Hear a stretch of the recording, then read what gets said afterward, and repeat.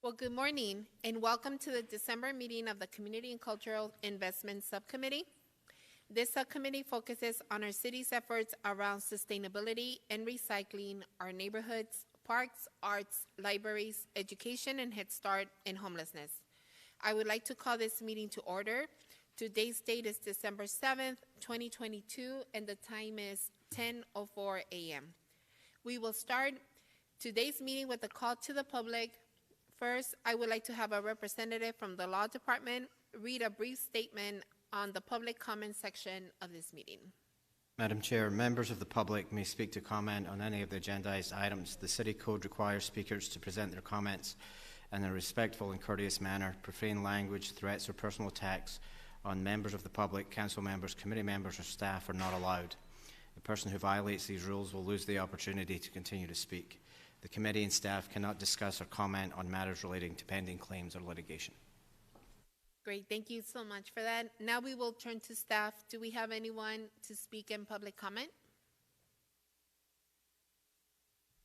We have one speaker. The first speaker joining us virtually is Michael Santucci. He's not on the line. Thank you. Next, we will move to approve the minutes of the November meeting. Is there a motion to approve the minutes from November 2nd, 2022? Move to approve. Second. All in favor, please say aye. Aye. Aye. Anyone opposed? Okay, the ayes have it. The motion passes. Now we will move to the consent items on our agenda. Item 2, this is an amendment to the 2020-24 Consolidated Plans 22-23 Annual Action Plan. Do I have a motion to approve consent item 2? Move to approve. Second. All in favor, please say aye. Aye. Aye. Aye. Motion passes. Next on the agenda, we have item 3 for information only. This item is the Head Start Birth to 5 monthly report, October 2022. Would any of my colleagues like to hear more information on this item? Thank you. We will now move on to items 4 through 6, which are for information and discussion. We will start with item 4, which is chilled drinking fountains in public restrooms. We will begin with a presentation from the Office of Homeless Solutions in our Parks and Recreation Departments. Madam Chair and members of the subcommittee, today we're bringing an item to you about the chilled water fountains and public restrooms in public areas. Today we have with us Parks and Recreation Director Cynthia Aguilar, the Director of Homeless Services Rachel Milne, and Chief Innovation Officer Michael Hammett. Have the presentation up? Get the presentation up real quick here. All right, very good. So the order of the agenda today, we want to talk about the importance of access to chilled water and public restrooms for the community. Also, we want to talk about where they are in parks and also throughout the downtown core, what some potential drinking water fountain pilots might be in 2023, access to public restrooms in the downtown core, and also potential public restroom pilot programs in the future. So access to chilled water and public restrooms is really critical for the community. It's a critical urban infrastructure. It fosters livability in the urban core. It's vital to personal and public health, especially in extreme temperatures, and also for individuals who may not have a place where they can readily get water, and also people experiencing homelessness. Today we are focusing on the downtown core area, and so the area is bounded to the north and east by Interstate 10 and bounded by the south and west by Interstate 17. And so with that, I will turn it over to Cynthia Aguilar, who will talk about Parks and Recreation. Good morning, Madam Chair, members of the subcommittee. The Parks and Recreation Department maintains 19 traditional flatland parks and specialty areas in the downtown core of Phoenix, bounded to the north and east by the I-10 highway and to the south and west by the I-17. Traditional parks are classified as mini, neighborhood, community, and regional parks. Specialty areas include things like linear parks, museums, or park properties that we own that we have special use agreements with partner agencies to help us manage or facilitate programming in. Of the 19 traditional flatland parks in the downtown core, 15 of the 19 have chilled drinking fountains. Two additional parks have drinking fountains that are currently not chilled, and 2 parks do not have drinking fountains at all. Those 2 are mini parks, and they're less than 1 acre in size. Additionally, the department does have a standard that does require us, anytime we are putting in a new drinking fountain, making a significant renovation to a park, that we are making it a priority and a policy to make sure that those drinking fountains are chilled. And with that, I'll turn it over to Rachel Milne. Madam Chair and subcommittee members, ensuring access to drinking water for people experiencing homelessness, particularly outside of business hours, is an important issue that Phoenix is committed to supporting in and around the Human Services campus. The Brian Garcia Welcome Center provides access to water 24/7, as does the water station at 9th Avenue and Jackson Street, which is accessible to people from outside the campus. While not chilled, the water is unlimited and available around the clock. In addition, individuals can access hydration at any of the on-site Human Services campus partner facilities during business hours. During the summer heat, coolers with chilled bottled water were available at the city's heat relief sites at Madison Street and 12th Avenue, as well as 9th Avenue and the railroad tracks. We are planning to have these water stations available in summer 2023 as well. I will now turn the presentation over to Michael Hammett, Chief Innovation Officer, to discuss an innovative pilot. Good morning, Madam Chair and members of the subcommittee. The Office of Innovation has been researching other cities around the world to look at best practices in terms of access to safe drinking water in public spaces. We have had ongoing conversations with the Chief Innovation Officer in Tel Aviv to better understand a pilot program that they had ongoing for several years, understand the benefits of it, and also some of the unintended consequences and how they kind of pivoted their work in terms of what they learned. And we've also been looking into Paris. Paris has one of the most robust public water systems in the world. They have about 1,200 units. They started about 150 years ago with the philanthropic investment of about 200 units. And these were arts-informed drinking systems, and the other 1,000 are now new technologies. And they have a Wayfinder app, they have Wayfinder signs, public education. A lot of it is really creating that awareness that municipal water is safe to drink and that it is also sustainable. We've been identifying new technologies as well. That's one of the primary things that we're looking at is what are some of the new technologies that are out in the communities around the world. And there is a product called the Silder. It's on the right. That's out of Norway, and it's from a startup. And what's interesting about that is it was artfully designed as a way to really engage the community and also mitigate against some of the issues related to vandalism, graffiti, and that sort of thing. They have had good results from that so far from what they've seen. They've had some stickers placed on it, but aside from that, that is what they're showing us. The one on the other side of the slide is a wall-mounted unit, so it's only a bottle filler solution. There's no drinking fountain solution for that. So that's just one example of that. We're also, some of these technologies, one of them has an ability to actually sanitize the bottles at the location. They also have monitoring from afar. The Silder allows for that, so you know if there's been any compromise to the system. Also, how many people are actually utilizing the system. We are currently working with Downtown Phoenix, Inc. on a potential pilot project. We're looking for 2 to 3 locations in the downtown core to test some ideas. We're not just looking at technologies, but also designs of systems. How do you engage like other cities are? They're engaging with the arts community, or they're working with communities to better understand what the needs are. And that's something that's really important to kind of look at the comprehensive approach. So we are kind of honing in on a couple of locations, and the idea would be that we would be able to take some of that information forward. And this whole process will involve data on the front end, evaluation, to really understand how we could move this forward. It's really spreading around the world. It's starting to pop up in cities as well, in terms of policy changes and also investment in even private businesses to actually go in and modify existing systems or install new systems that would be open to the public. So we're looking at all of that. Thank you very much, and we'll pass this back.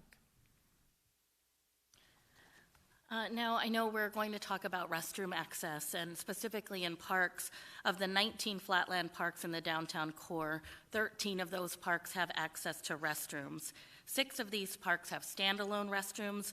Those are restrooms that are open during the entire park hours, and 7 have restrooms that are located inside recreation facilities that are located at the parks.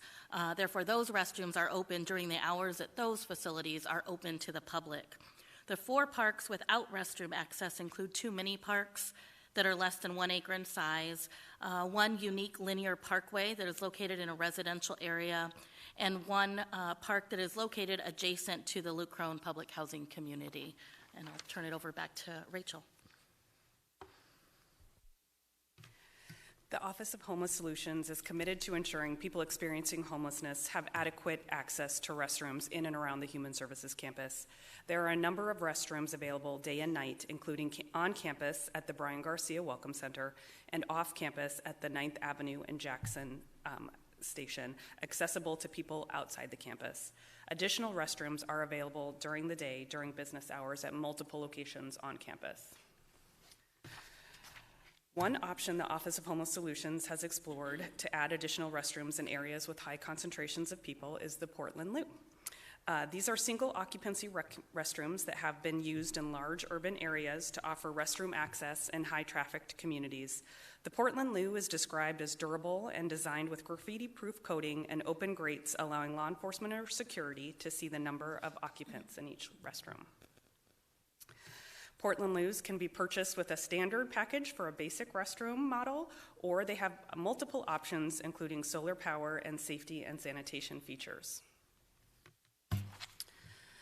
Construction, shipping, and delivery for a base model Portland Loo will cost approximately $135,000.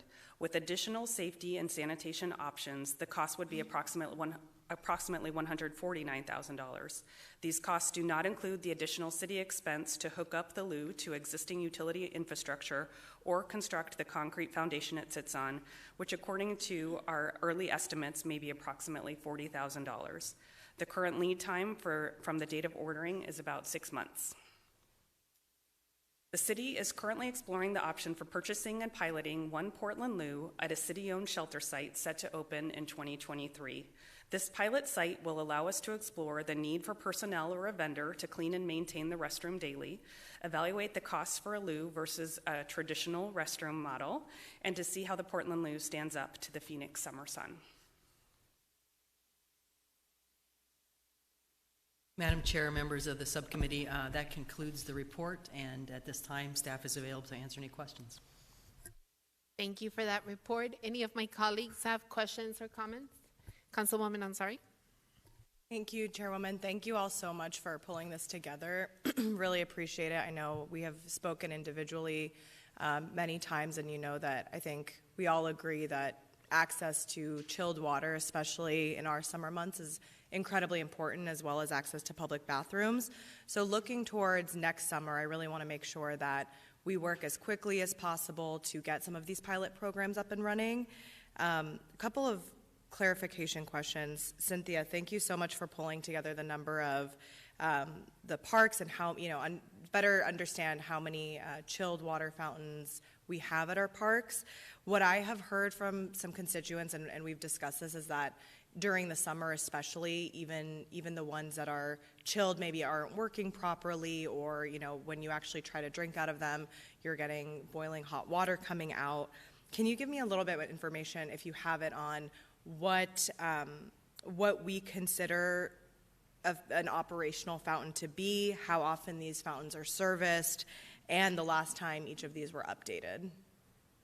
Sure, Madam Chair, Councilwoman Ansari, and members of the subcommittee. In terms of what it should look like, you know, a drinking fountain to us is operating successfully when it's clean and functional and available to the public. They are one of our top items that do need repairs, and that just depends on the type of use, how heavy the use is, and if people are using the drinking fountains properly or improperly. One of our most common challenges with drinking fountains are people that do a variety of things. Maybe they're washing things in the drinking, in the drinking fountain instead of using it for drinking purposes. In dog parks, people might be washing their dogs off and clogging the drains, and so those drinking fountains are checked as part of our daily maintenance. So every park has maintenance staff who perform their daily maintenance duties, trained trash liners, and have a checklist of things to maintain a park. Okay. If a drinking fountain is found to be in need of repair, typically we would post signage according to that, and we would make the repair. The greatest challenge may be lead times on parts at times, and so there are times where it may be down longer than a day if that's the situation. Most of the time we have parts and we can return and make those quickly. Okay, so I guess maybe it's a matter of, I don't know if just the classic water fountain is just, an outdated technology form, and whether it can really stand up to the Phoenix heat. I'm excited about the prospect of the pilot programs. I wonder if that's a direction, once we test, that we should just be moving towards. I mean, not that the drinking fountains are great, but again, if it is taking time for them to cool down in the summer, or so many of them do need repair, I would like to explore that. I guess when you hear 2 to 3 being piloted for a Phoenix summer that's going to be, in the hundreds, and every year it's just, we are dealing with even more severe extreme heat issues. That doesn't seem like enough for me. I'm wondering, Michael, if you have any, and you probably might not know this off the top of your head, but you said Paris had 1,200 or 1,600. How quickly were they able to, when they first started that program, did they come with 2 or 3 and test them, or did they start with 500 or 100 or 1,000 and see? I think sometimes, I understand as city staff we have to worry about unintended consequences, but when I look at the pros and cons of being able to provide cold drinking water to all of our residents versus some stickers or some graffiti potentially being put on water fountains, that doesn't really, balance out for me. I would rather have cold water access, and maybe we do have some of them that get damaged. So when maybe the next subcommittee, I don't know when you'll be ready to really look at funding or potential, if we could think a little bit bigger, at least for me, on pilot programs. And I know here we're talking about the downtown core, but water is an issue everywhere. This should not just be a downtown core issue as well, and I would love to pilot more chilled water options. So I don't know if January sounds good. That would be my request, to come back with real proposals there. And then on bathrooms, I think there's also no question most of our public restrooms are a little bit outdated and not ideal. The picture on slide 10 looks really nice, but I don't think that's what most of our park bathrooms look like. And I hear all the time from residents about, whether it's parents not feeling comfortable with their kids going alone inside of bathrooms for drug usage and crime occurring inside. I do think the Portland Loo is a great solution. It was a bathroom that was actually designed by city managers across in Portland originally, and now is across the United States. And I'd also like to see that piloted in high traffic areas sooner rather than later. So if we could also come back in January, whether with a list of proposed locations, and if we could have a couple of models to see, if we had 3, what would the cost be, where would they go? If we had 5, what would the cost be, where would they go, et cetera. So yeah, I just want to say thank you. I think this is one of those areas that we should move faster on, even though we're a bureaucracy.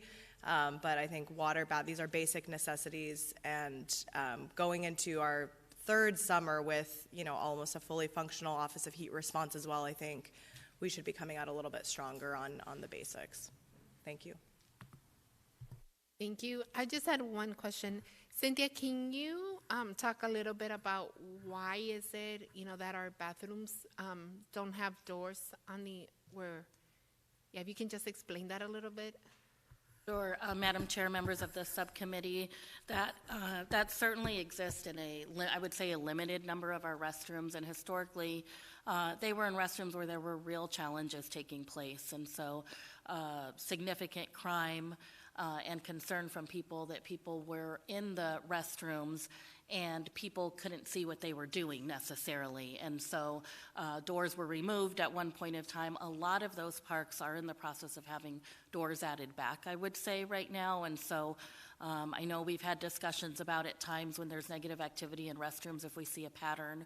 We've limited access to try to get a gauge of what's happening, when is it happening, and why, and how can we help have eyes on the park, you know, during that time and things. And so I would say that's the best answer I could give you, Madam Chair, of just that kind of activity. And I think it goes to the fact that the restrooms in many of our parks reflect the time they were built, you know, and so in some of our older parks, those, yes, you're right, you know, those models don't look like the Portland Loo, you know, or other things like the picture that you saw in there. And so to your point, those are always things we're looking at. What's coming out? What is a safe way?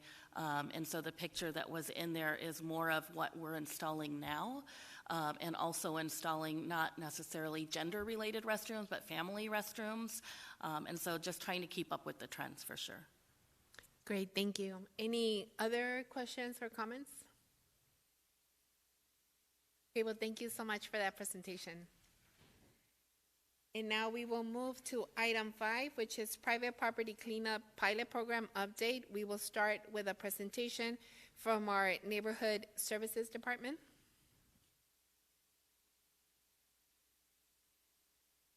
Madam Chair, members of the subcommittee, Alan Stevenson and his group is coming to the table now. Thank you, Inger. Madam Chair, members of the subcommittee, good morning. We are here to discuss the Private Property Cleanup Pilot Program. As you'll recall, the City Council approved funding for Neighborhood Services Department to develop a pilot program for private property cleanup that will help address a disproportionate burden that some residents shoulder as a result of homeless activity in their neighborhoods. In this presentation, we'll provide an update on where we are at in the development of that pilot and the conceptual framework, and seek input from the subcommittee as we continue to work on the details and prepare for implementation. I'm joined at the table by Spencer Self, who you know as our Neighborhood Services Director, and the newest member of his executive team, Yvette Roeder, who oversees the Neighborhood Engagement Division, which also includes the Phoenix Cares program. So with that, I'll turn over to Spencer. Thank you, Alan, Madam Chair, and members of the subcommittee.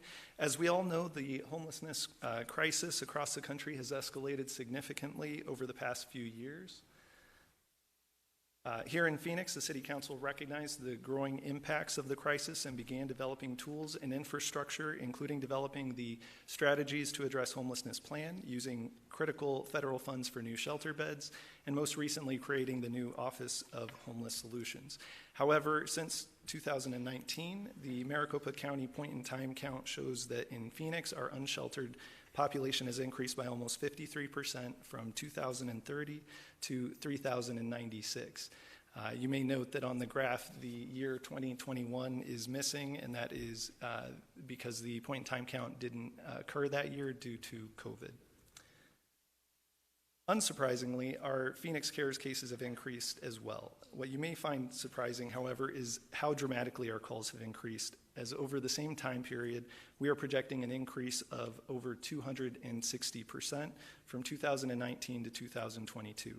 This includes complaints about encampments and trash, litter, and debris on private properties, which the private property owners are responsible for addressing.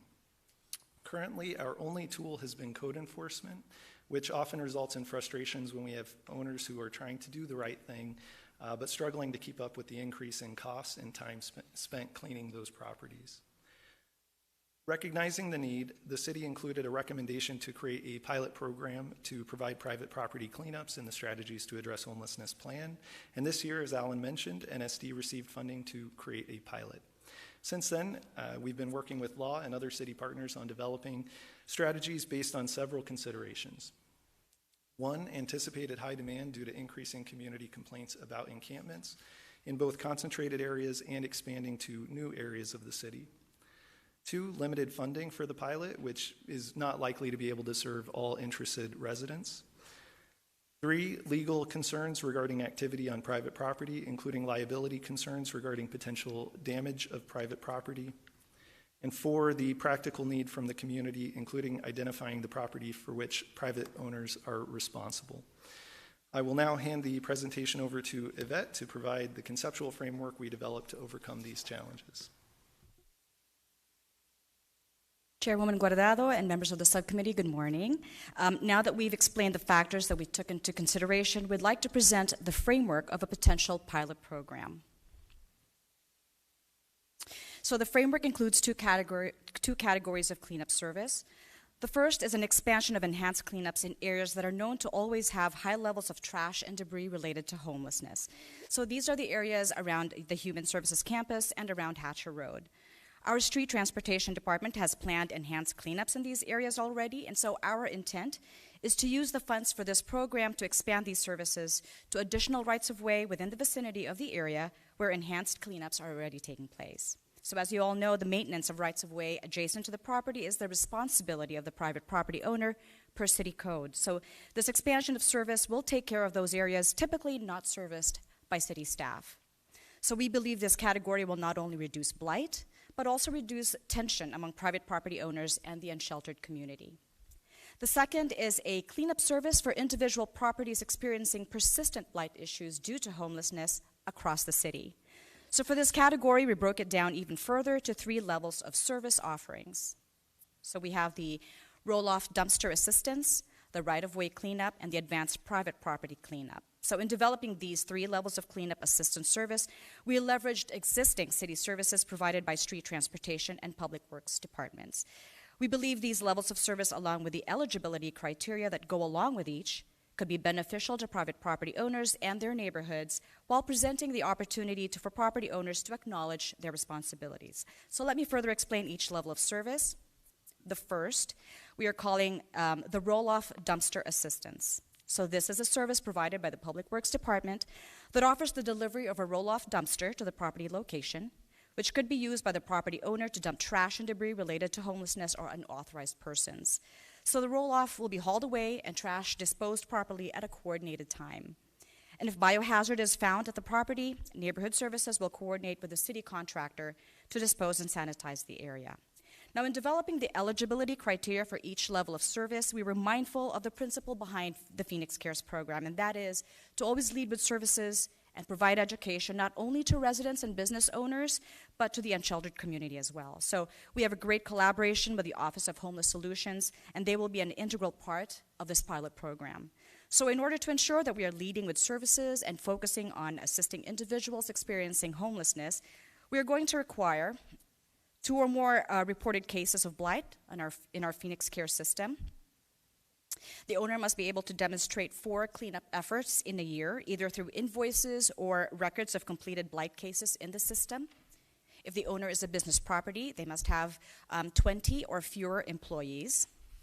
The owner must sign agreements and a liability waiver. The owner must complete and sign the authority to arrest and agree to update this document with the Phoenix Police. The owner must post no trespassing signs as recommended by Phoenix Police. The owner does not allow individuals to live or sleep on the property. And then now for the second level of assistance, we are calling it the right-of-way cleanup. So this involves the cleanup of the right-of-way, which is the area up to 25 feet from the edge of the curb to the edge of the property line. So maintenance of this area, as I mentioned, is the responsibility of the property owner per city code. City staff will take care of hauling and disposal, and of course, if biohazard waste is found, once again, we will arrange for any disposal of biohazard waste. To be eligible for this level of assistance, the owner must have all the criteria that I already mentioned, plus they must complete the roll-off dumpster assistance within a 6-month period. They must have completed and implemented the crime prevention through environmental design recommendations by Phoenix Police. And they must have no open cases with neighborhood services or the Planning and Development Department and other city departments.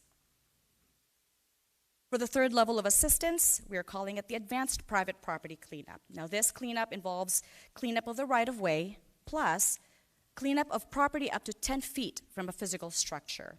Again, if we find biohazard waste, we will take care of it. To be eligible for this level of assistance, the owner must have completed all the criteria I've already mentioned, plus they must have completed the right-of-way cleanup within a 6-month period. And if city staff verifies persistent blight issues, the NSD director may approve that request based on exceptional conditions. And I'll hand it back over to Spencer to conclude. Thank you, Yvette. As mentioned previously, this is a conceptual framework based on limitations and considerations that we previously mentioned. We're seeking your feedback before we further engage with our partners, both internal and external, to further develop our recommendations, which we anticipate bringing back to this subcommittee later this winter. With that, we would be happy to answer any questions and accept any feedback you may have at this point. Madam Chair. Councilwoman Stark? Thank you. Just a quick question on the SEPTED. I know we're trying to make this available to small businesses, and I guess my question is after they do the SEPTED, the crime prevention through environmental design review, and it is rather costly, is there a way we can work with the business owner to implement the process of putting all the environmental design elements in place? Is there a way we can maybe give them some opportunity to do a cleanup if they're trying to achieve what is required through SEPTED? Because it can be very costly, putting up cameras, walls, landscaping. So have we given any thought to that? Thank you. Madam Chair and Councilwoman Stark, absolutely. I think that's one of the critical considerations with this program is that as we're looking at providing these levels of assistance, we want to work with the property owner. And of course, there are some significantly costly investments in order to implement some of those SEPTED principles. So I think maybe one of the things that we could consider and further work on as we're developing this framework is especially certain thresholds. So depending on the level of investment that they're taking into account in order to implement those SEPTED recommendations, we could maybe fast track some of the levels of service based on that investment. Maybe that's one way that we could approach that scenario. Yeah, I think that would be very helpful. And then just one other additional question on Hatch Road. As you know, it's a constant cleanup.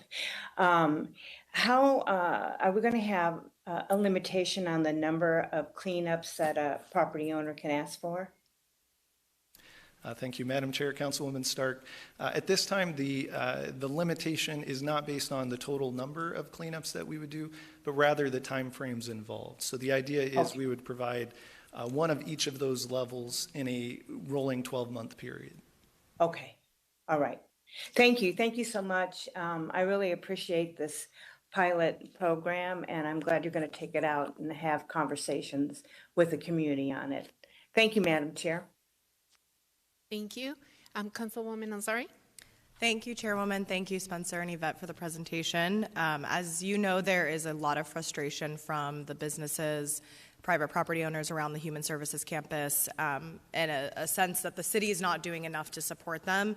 I think when this pilot was originally presented and allocated as a pilot program in the budget, it may have appeared that we were going to do a little bit more direct action on private property to help directly clean up properties for folks.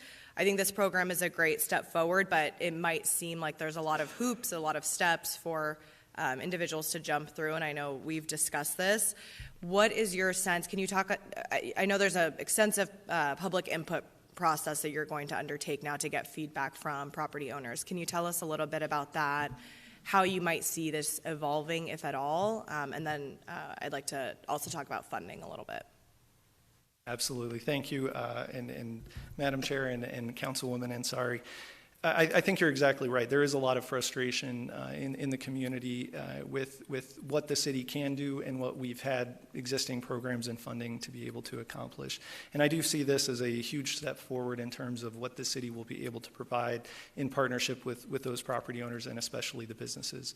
And uniquely, the area around the Human Services Campus, as identified in the Strategies to Address Homelessness Plan, that is certainly one of the areas where we have the biggest focus, wanting to work with them and partner with them on helping to provide these solutions.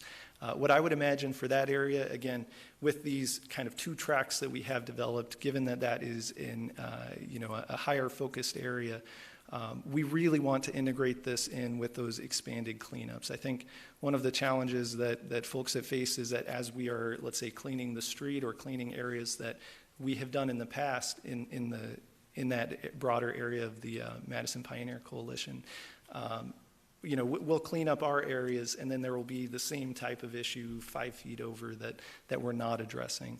And I think that's what we're hoping to accomplish, is being able to, for the property owners who are interested and willing to partner with us, willing to do all the things that are necessary, and I think a lot of them already are, we want to provide that lifeline. And so I think the goal that we all have is the 3 times a week, that expanded service, to be able to approach and start implementing those again. And as we're doing that, then we would be able to address the right-of-way possibly onto that private property in order to, for that area, the regular ongoing cleanup, to be able to make sure that that's really addressing those needs.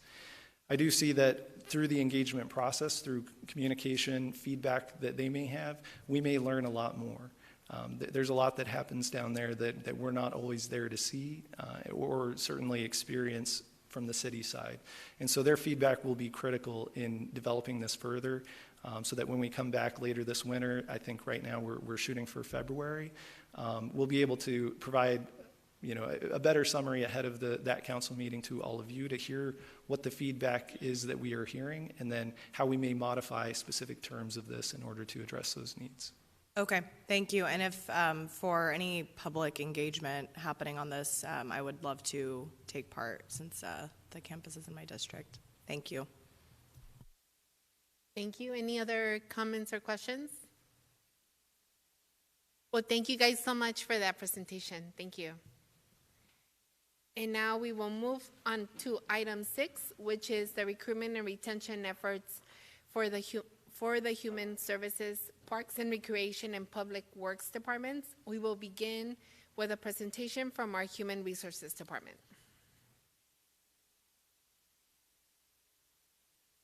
Madam Chair, members of the subcommittee, as the group is coming forward, the Director of Human Resources will lead the presentation. Good morning, Madam Chair and members of the subcommittee. Today we'll be going over our vacancy and turnover rates for the Human Services, Parks and Rec, and Public Works departments, some recruiting challenges that we have, and tools we've developed to help with retention and recruitment. And lastly, we'll hear from the Human Services, Parks, and Public Works departments on how they've used these tools to help with recruitment and retention. Our average vacancy rate throughout the city is around 20% for full-time civilian positions right now. As you can see, the average vacancy rate for Human Services is currently at 25%, with a range from 0 to 63% for the positions shown. The Parks and Rec Department has an average vacancy rate of 17% for all full-time positions, with a range from 0 to 50% for the positions shown. The Public Works Department has an average vacancy rate of 15%, with a range from 0 to 27% for the position shown. One thing I wanted to point out is we're not alone in recruitment challenges. Most organizations are experiencing similar challenges like we are. We have heard from departments that one of those challenges is the candidate pool for certain positions does not meet the needs of the departments right now, with more people applying that do not meet the minimum requirements for those positions. We've also heard from individuals that this is due partially to wages, availability of telework, and our hiring process. Due to these challenges, we've developed several tools to assist departments in recruitment and retention. The first three, hiring, retention, and referral incentives. We've developed these incentives to help retain and recruit employees, and these incentives are up to $7,500 and can be requested by departments. We have adjusted minimum entry rates for several positions where individuals will come in at a higher step in the pay plan. So for example, the minimum step may be increased to step 4. It will then be advertised at step 4, and all employees hired will come in at step 4. In addition to that, we developed a process that allows departments to hire above that minimum on a case-by-case basis based on the candidate's experience. We have developed a $3 per hour incentive for CDL positions for individuals that maintain their CDL in those positions. We've also used apprenticeship programs for positions that require a specialized skill set and are constantly evaluating and adding to our number of apprenticeship programs we offer. For telework, we've developed a telework policy that allows flexibility at the department level to allow more telework in each department. We have started having more hiring events with on-the-spot job offers. And we have increased where we advertise jobs and have increased our presence in social media as far as advertising jobs goes. We are currently working on simplifying our hiring process, looking at the questions asked in the application process, simplifying that piece of it for the applicant. And we're also looking and changing policies such as the requirement for individuals in CDL positions to use our contracted provider for medical cards. So we're constantly evaluating our policies for that. And as you know, we have completed several class and comp studies requested by our labor groups, and also have our citywide class and comp study underway with results expected this spring. I'll now turn it over to Patty to discuss how Human Services has used these tools. Thank you, Dave. Madam Chair, subcommittee members, the current and future strategies I will be discussing this morning are applicable to our caseworker job families in the following divisions: education, which is Head Start, community and senior services, business and workforce development, and victim services. Recently, we implemented a hiring incentive of $2,500, a retention incentive of $2,500, and a referral incentive of $1,000. We look forward to this newly implemented strategy helping us with recruitment and retention. We are underfilling caseworker aide, caseworker 1, and caseworker 2 positions. This is where we hire an applicant into the lower level caseworker position, allow the individual to gain the necessary work experience and or educational experience, and then promote into the higher caseworker position. We continue to participate in job fairs and hiring events, at times partnering with other departments and nonprofits in hosting these events. And finally, we post jobs, including electronically, on job boards at colleges and universities that have programs with a focus on disciplines such as social work, psychology, and education.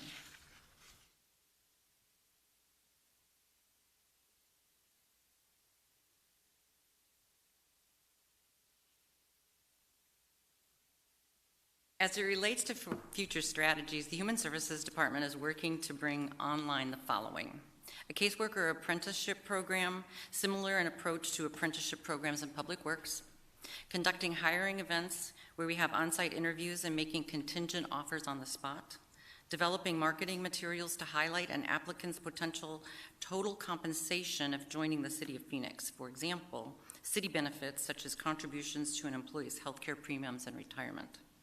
Also using non-monetary incentives to include more opportunities across the Human Services Department to work an alternative schedule, such as 4 10-hour days where operations allow.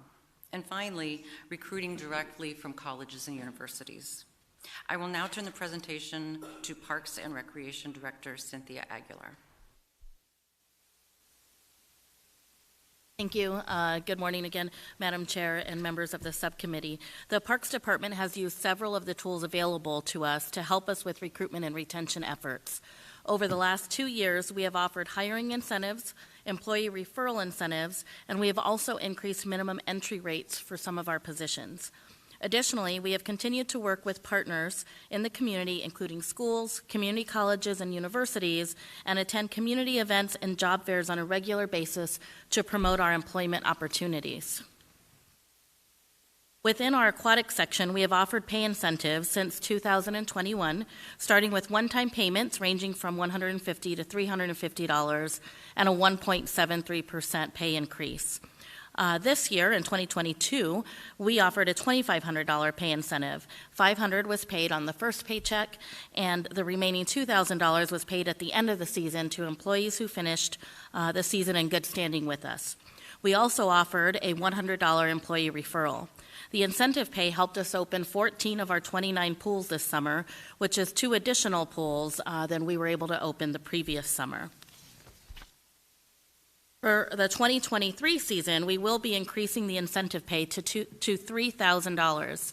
$500 will again be paid in the first paycheck, and $2,500 will be paid at the end of the season. We will also be increasing the employee referral rate to $250. Additionally, to further help us with recruitment and retention, for the first time next summer, we will be offering a shallow water lifeguard certification. These individuals would obtain the same required lifeguard certification. However, they'd be responsible for guarding no more than 4 feet of water. And we're excited about this, especially because we hope it can attract more individuals who feel maybe more comfortable with this type of responsibility of guarding no more than 4 feet of water.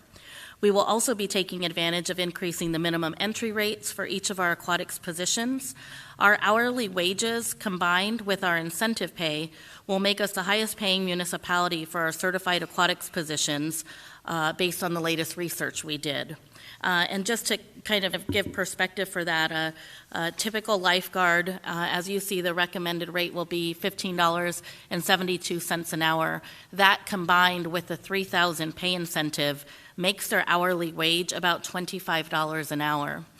For a pool manager, that hourly wage that you see there of $20.91 combined with the incentive makes their hourly wage $30 an hour. So we certainly want to offer these types of incentives because we recognize the importance of trying to get all 29 pools open once again.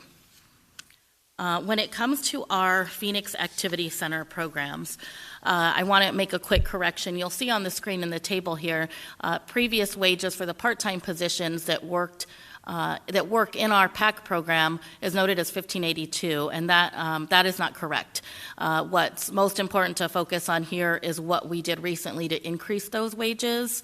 And I want to also note that these positions that you see, part-time recreation aides, instructors, and leaders, these are positions that we have hundreds of that work throughout the entire Parks Department. So they work in the PAC program, but they also are the employees who work in community centers or who run our youth sports programs. And so whatever incentives we offer to those in PAC then also becomes applicable to any rec aid instructor or leader in the department.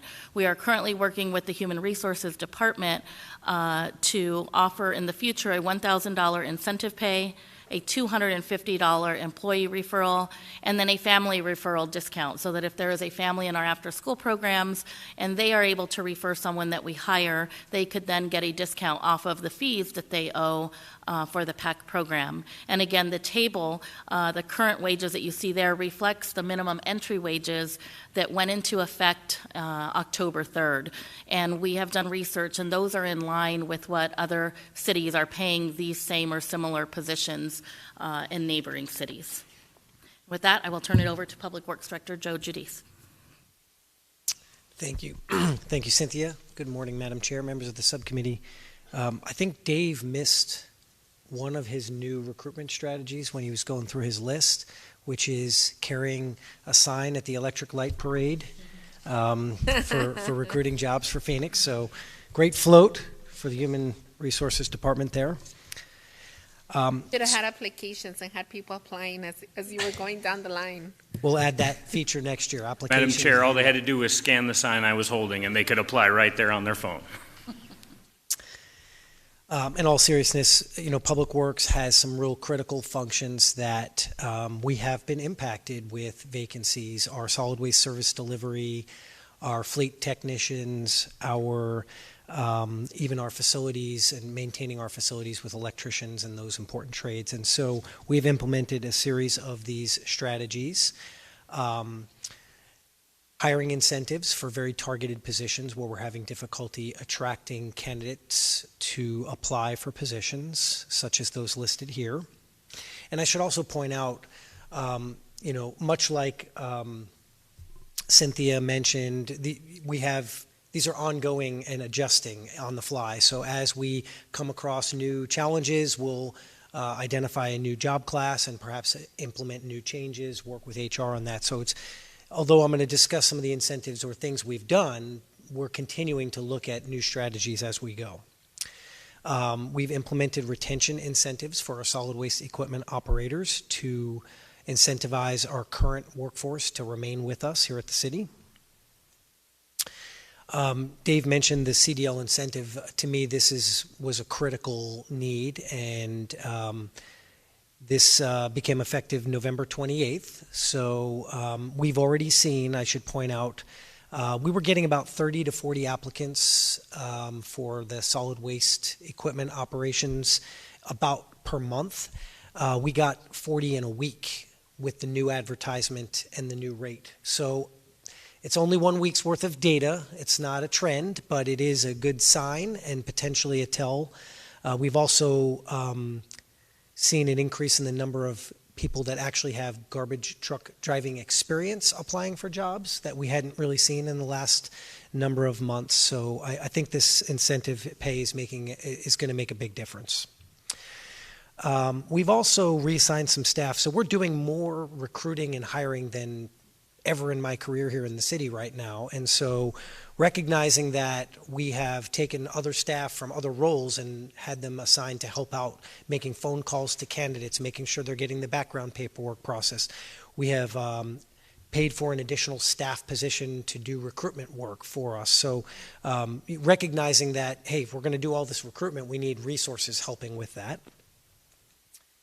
And then we've taken a look at the minimum qualifications for certain roles and where appropriate made adjustments, as well as using the increased hiring rates where appropriate. I also wanted to take a moment to talk about apprenticeships, because this has been part of our long-range strategy in the Public Works Department for recruitment and retention.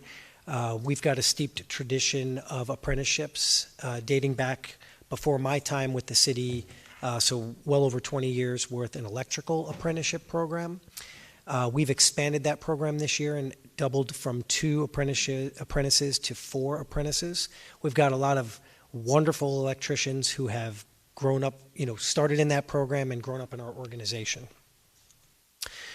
A few years ago, we also added the first in the country solid waste equipment operator apprenticeship program. And that program was also expanded this year. We now have 7 apprenticeship positions in our solid waste equipment operator program. Again, a very highly successful program. This year, we also added a new program for building equipment operators. These are skilled heating, ventilation, and air conditioning control system technicians. We've got our first 2 candidates started and in the program, so we're really excited about this one. And we've been working with HR on a new apprenticeship program for equipment service worker 2, so fleet service technicians. We hope that early in 2023, we'll have a couple of those positions ready to go and be adding those apprenticeships. These are incredibly important and valuable ways for us to attract and grow our own workforce. And we in Public Works have found these to be incredibly wonderful programs. And with that, I'm going to turn it back to Dave. Madam Chair, members of the subcommittee, we'd be happy to answer any questions you have. Anyone, questions, comments? Councilwoman Ansari? Thank you so much. Thank you, everyone. This was really, really helpful information. A couple of questions. Well, first comment, I think it's great to see that the incentives are having success, but I believe that a higher base pay will be more effective than hiring incentives and recruiting talent. So looking forward to the class and comp study and to the raises that we will hopefully be providing to our critical city staff this spring. I've also said this a few times, but I really think that giving employees, especially our younger employees, the option to opt out of the pension plan would be really beneficial in recruiting talent. I know Patricia mentioned, recruiting directly from universities and whatnot, but I know I have had staff and just younger employees at the city mention how, they might come here with what they thought was a higher base pay than their previous role, and then when they get that first paycheck, it's quite shocking to see what that number looks like. So I'm wondering if that is at all something that we are seriously considering in our recruitment strategies. Madam Chair, members of the subcommittee, I will certainly explore that with the retirement office. To this point, we've had very preliminary discussions about it, but we can explore that and report back. Okay, that would be great. Also, I think another issue that I have heard quite consistently about is just the timeline of hiring. So a couple of questions, I think these will be for you, Dave. How long does it take to get a job description approved and then posted? So the classification descriptions are already developed. Okay. So kind of the process I think you're asking is the hiring process of posting a position. So the process there is the classification description's already developed. So once a position becomes vacant, we have recently automated that. It used to be more of a manual process. Now it's in our PeopleSoft eCRIS system where the hiring supervisor would request approval to fill the position. That then gets approved. They then have to identify their panel and the questions they're going to use before the job gets posted. What that does is it speeds up once the posting's there to the time the interviews could take place. Prior to that being developed that way, a job would be posted and close, and then the panel would be decided and the questions would be decided. So these individuals that applied for positions would be hanging out there for a long time waiting for an interview. So we've sped up the back end of the process. We're now working on speeding up the front end of the process, which is developing those questions and the interview questions and the panel members and getting that all scheduled. So what does that currently look like? I mean, one of the suggestions I had was a little bit more stricter deadlines around the time between, let's say, the first interview and the second interview where, when someone, or salary negotiations, like how long does that take once an offer is made? Do you have that data currently? Madam Chair, members of the subcommittee, I don't have the specific days it takes, but that is what we're working. When I mentioned simplify the hiring process, that is what we're currently looking at. So we have developed some tools as far as the salary piece that you mentioned. The tool that I mentioned about allowing departments to hire above that minimum entry, departments can now hire up to step 5 without any additional approval. So that only requires a department head approval. When previous to that, anything above the minimum step required an approval chain to take place. So now there's some leeway for departments to make quick decisions on those. Anything above a step 5, if it's not one of the minimum entry positions, would require some approval change, but those are pretty quick. Okay. Well, since that is something that you're actively working on, I think that would be helpful to have as a future agenda item, is just looking at your recruitment and retention strategy and how we're expediting these timelines, and that specific piece around the ability to potentially opt out of pension plans, or just strategies to make city jobs a little bit more appealing to the younger generation. Thank you. Other questions? Councilwoman Stark? I think that Councilwoman Ansari asked the questions I wanted to. I guess I do have one other.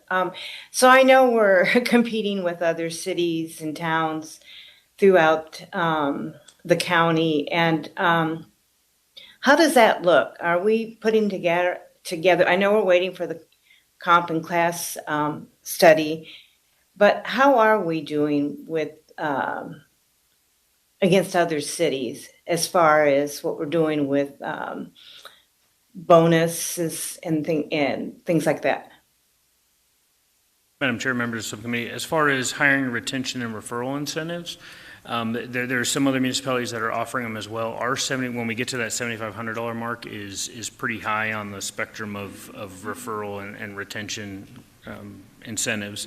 But there is other municipalities that are offering similar incentives now. Again, we're all faced with kind of the same recruitment challenges. Got it. As far as wages go, the class and comp study is polling the local market as well, which includes municipalities in our local market. What I can tell you is from the labor requested class and comp studies that we have done, there is many times where we are below that market, and that's what those class and comp studies are for, is to bring us up to that market. As Joe mentioned, with the $3 CDL incentive, that brought us into the competitive range, we believe, based on the number of applicants for those CDL required positions. So. Good, I'm glad to hear that. I can't wait to see the plan, and hopefully we can fairly compensate our staff. They do terrific work, and we've got to keep them. Thank you. Thank you, Madam Chair. So I have also a couple of questions. I guess, I think it is important to know how long is the turnaround to be able to hire someone. Like, I think every time we come to a meeting or we have a briefing, I ask that, and it always varies. So I do think that we should have it more streamlined in terms of how long does it take to hire someone. And from what I'm hearing, first, I just want to thank all the directors. Thank you guys so much for all of your guys' hard work. Like, I think that all of you guys are going above and beyond in terms of what you guys can do to move the needle. I think the work that was done, for our lifeguards, I think it's moving us in the right direction. The same thing, for our drivers, I think all of that is key to moving the needle. And I think we're getting there to the point that we know that we're not competitive and that we don't pay enough, right? I think right now a family, someone that makes $17, $18 an hour, and if they're the breadwinner of the family, they need another job. And that's, given rents, given how how expensive everything is to raise a family. And I'm happy to see that we're starting to move towards that direction, that we're starting to move to the direction that someone that makes $20 an hour can barely take care of their family. And I think it's a huge issue. On some of the things that I was looking at from the data that was given to me, for example, Cynthia, we still have, how does that affect us, and how much service are we not giving, and also how many students per PAC worker are we looking at right now? Sure, Madam Chair, members of the subcommittee, it's been a significant challenge for us in PAC right now. That comes out to 50 positions, and the way it impacts us is we have a wait list, unfortunately, at several of the PAC sites. And so naturally, super PAC sites where that number is doubled because the need is so great. But unfortunately, the impact of the vacancies means we have to take less kids to keep manageable ratios to provide a safe after-school program. Because I was looking that you're paying about between $15 and $17 an hour. And again, these kids can go to McDonald's and make $20 an hour. So I think we have to take a serious look at that, because I think, especially, everyone really depends on our PAC program for them to be able to go to work and have a little bit of peace of mind of that someone is going to help their children with their homework, and that they are being kept busy before parents can come and pick up their children. So I definitely see that as a huge problem. Another thing that I heard you say, Dave, was minimum requirement, right? I just don't think that we have the luxury of turning people away. I think that, are we looking at the idea of, if this person doesn't qualify to do X position, are we saying, do you want to come and be a PAC worker? Like, are we trying to figure out a way on how do we get folks that don't qualify for a certain position that they're hiring to go somewhere else? Is that something that we're doing? Madam Chair, members of the subcommittee, we do it with certain positions. So I'm going to use SWIO as an example. Individuals apply for a SWIO position. They may not have a CDL, but they apply because they want to be a SWIO. Those individuals don't meet the minimum qualifications to be a SWIO. However, we have the apprenticeship program. So we will, explain to individuals, you don't meet the requirements for this position, but here's an avenue to get there. I think it is something we could map out and explore doing that more often with other positions as well. I mean, I think we continue to talk about this, and I think one thing that I strongly want to recommend you is that, and you know that I'm not about subcontracting now, but at this point, I think in your department, Dave, I think we should be looking at a company that will come in and look at all of our applications, because I know we have people that apply every single day. Like, I know a couple of people that are still waiting for callbacks, and they've been waiting for 3 or 4 months. And these are people that could qualify to do something at the city. And I do think that, you know, we need to bring in some sort of agency, some sort of company that would help us figure some of these issues out. I think that our directors should be more focused on how do they keep the employees they have happy and be innovative in terms of how do they deal with constituents and with the workers. And I really do think that you might need to hire someone from that you should hire someone from the outside that will come in and help you expedite the hiring process. I know, because when I hear that, you know, we don't have enough applicants, but then on the other hand, I'm getting phone calls of people saying that they've been waiting for 3 or 4 months to get a second interview, then there's definitely some sort of breakdown somewhere, and we don't have the luxury for that, especially when we know that we have children on a waiting list to get into a PAC program, especially when we have our drivers that are working 14, 15 hours a day, 6 days a week. Right now we're doing mandatory overtime for the drivers as well. And at some point, that's going to be very unsafe. I know that we were thinking about, we were supposed to move to this 4-10 work week, and we moved into a 14 hours, 6 days a week work week for these drivers, just because now from what I'm hearing, and I got a couple of messages from a couple of wives saying that now their husband, that they're going to start leaving, they're having issues with their husbands because they're not home, they can never be part of the family, they're leaving their homes at 5 o'clock in the morning, and they're not getting home till 9 o'clock at night, 5 days a week. And now they have to work on Saturdays. So this is becoming a big issue. And I really think we have to take that a lot more serious. I think at some point pay for some positions, we're fixing that, but then it's becoming, other things are becoming an issue. And I think that we just owe that to our constituents, that we try to fix that. So I would like for you to come back with a plan, Dave, where you figure out, you know, what are the companies, who can we hire, how can we support you getting some people into the human resources department to figure some of these issues out. I mean, our caseworkers, I mean, we have the same issue. And again, these are all these places where we have the problems. These are all the services that working class families that are working 2 jobs need this help.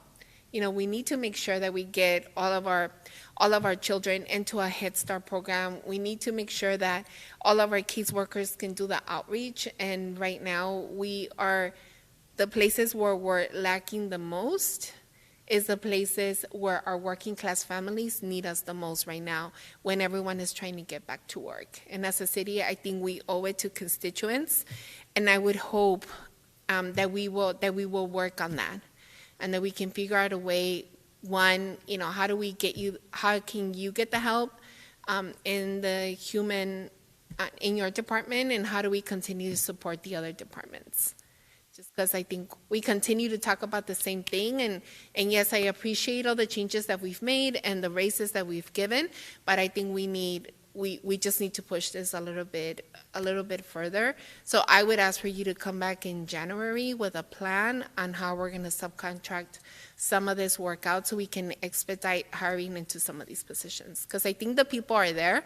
I just think that people are getting tired. They cannot wait 2 or 3 months, right? And Amazon hires people on the spot. You know, they're paying at least $3 or $4 more than for the jobs they're applying here, and other companies are. So I just think we just need to change that. And yes, we could look at other things, but I think the biggest thing we need to look at right now is how can we hire people a little bit faster. But thank you. I appreciate all of your guys' hard work. I'm not, I know that I sound like a broken record, but I do appreciate everything that you guys are doing, but we have some challenges, and I think that could be one of the solutions. Thank you. Other questions or comments? No. Okay, well, thank you guys so much.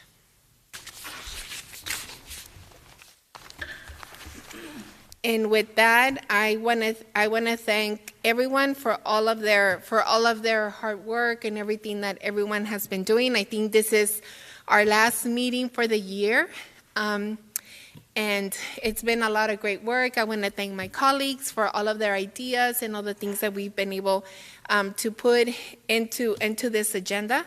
So I just want to thank everyone so much. And with that, do we have anyone here for a call to the public? There are no speakers on the line. Perfect. And with that, do we have any of my colleagues that would like to add anything for future agenda items? I know we talked a lot, but Councilwoman, I'm sorry.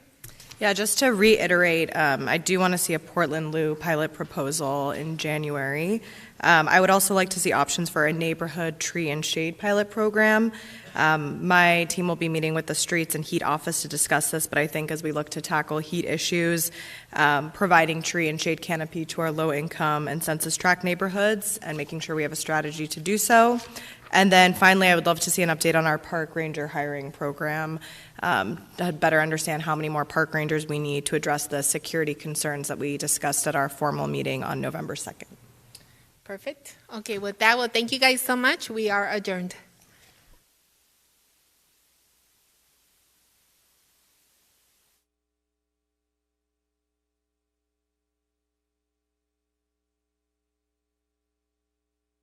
I'd now like to turn the podium over to the Mayor of the City of Phoenix, the Honorable Kate Gallego. Mayor? Thank you so much. Thank you to Susan Bittersmith and the